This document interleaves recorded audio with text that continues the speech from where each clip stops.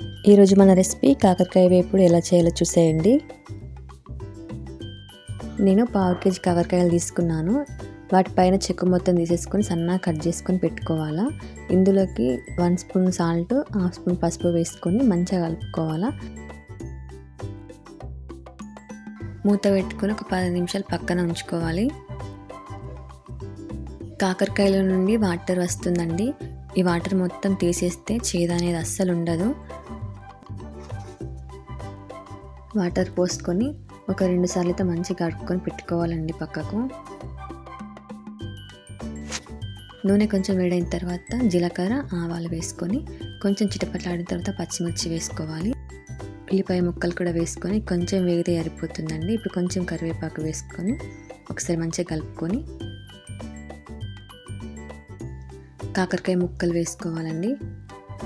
వేడి వేడి అన్నంలోకి వేసుకొని తింటే చాలా బాగుంటుంది టేస్ట్.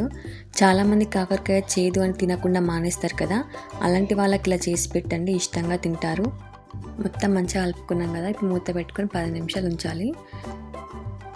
మసాలా కోసం 1 స్పూన్ ధనియాలు, 1/2 స్పూన్ జీలకర్ర, 1 స్పూన్ నువ్వులు, ఒక చిన్న కొబ్బరి ముక్కను సన్నగా కట్ చేసుకొని వేసుకోవాలా.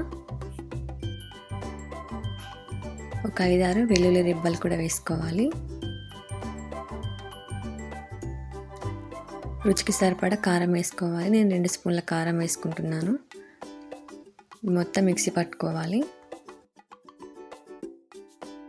కాకరకాయ ముక్కలు మంచిగా వేగాయి కదా, ఇలా కొంచెం వేగిన తర్వాత కొంచెం పసుపు వేసుకొని ఒకసారి మంచిగా కలుపుకొని ఇంకాస్త బ్రౌన్ కలర్ వచ్చేంత వరకు ఫ్రై చేసుకోవాలి. ఇలానే కలుపుతూ ఫ్రై చేసుకోవాలి. ఒక 5 మినిట్స్, అడగంటకుండా ఉంటుంది. మనం ముందుగా మిక్సీ పట్టుకున్న కారం పొడి ఉంది కదా, అది ఇందులోకి వేసుకోవాలి.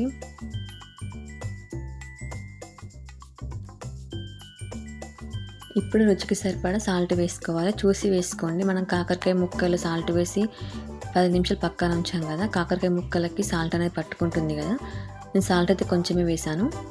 ఇప్పుడు మొత్తం మంచిగా కలుపుకొని ఫ్రై చేసుకోవాలా. ఇంకో 5 మినిట్స్ ఉంచితే సరిపోతుంది.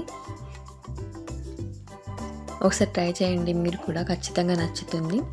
సింపుల్ రెసిపీ అండి, ఎక్కువ టైం ఏం పట్టదు.